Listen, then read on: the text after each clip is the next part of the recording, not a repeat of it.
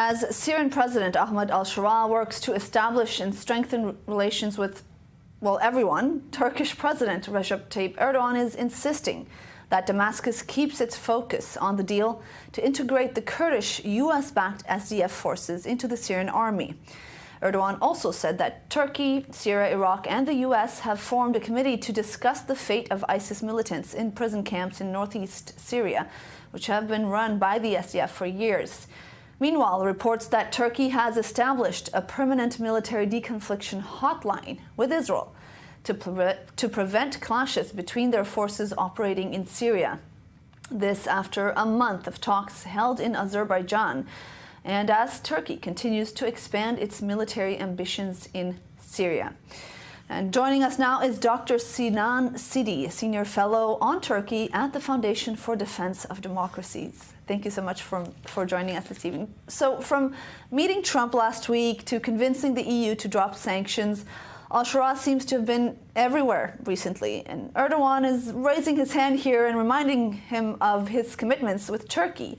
What is Erdogan saying here, and how important is it for Ankara to send this message right now? I think it's tremendously important because, look, Erdogan has been pressuring, in fact, lobbying Washington for a considerable amount of time now to say, look, along with some other Gulf states, notably Saudi Arabia, leave Syria to us. And we have seen a lot of commentary in the past several weeks, but mostly since the essentially Trump visit to the region, whereby Turkey's star is allegedly on the rise, saying that Turkey has essentially become the winner out of Trump's visit, because Trump does seem to be in a position to be handing over the so-called keys to Syria to Turkey and Saudi Arabia. And we're seeing some of the fruits of this come out now. We also had a senior Turkish delegation to Washington that was here on Tuesday, just a couple of days ago. And again, as you just correctly reported, we saw that similar petitions being made by the Turkish team saying, look, leave the ISIS prisons to the central administration, to the Shura administration in Syria. Washington does not need to have troops here anymore. Again, Turkey is reiterating this message saying, leave Syria to us and the Saudis will take care of it for you. Essentially, Turkey wants, in collaboration with a couple of other powers in the region, to dominate the fate of Syria going forward. Now, shortly here, you mentioned the Saudis. We saw large billboards in Damascus thanking Trump and Saudi Arabia's MBS. How much influence does Turkey have at the moment in Syria? Well, it depends who you talk to. I mean, I think my position is Turkey has some considerable influence in several areas. Look, we just had, since the lifting or the proposed lifting of sanctions, technical details still have to be worked out.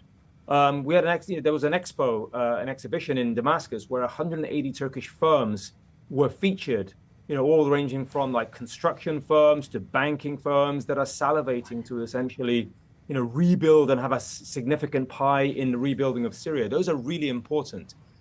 Turkey is also pitching, sales of military equipment and military assistance and hardware to Syria and Syria's new regime. Those are basically really doable by Turkey, and Shura is aware of this. But I'm also hearing that Shura does not want to be under the thumb, under the will of the Erdogan regime and the government in Turkey. It would like to have a more sort of diverse relationship with regional powers, and that's one thing. And one thing that Turkey does not have in abundance, obviously, is capital, money, right?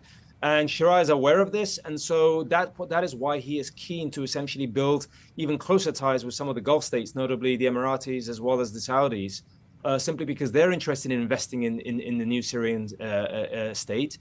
And for them to do so, Shura has got to keep aside, a meaningful distance with the Turkish government, which is why he visited, he was careful to visit Saudi Arabia before, even meeting with Erdogan. And Erdogan joined that meeting essentially first, through Zoom. So he's very careful with his symbolisms and symbology, but he has to sort of, make the best of both worlds between the Turks and the Gulf states. All right, Sinan Sidi, thank you very much for your insights. We appreciate it.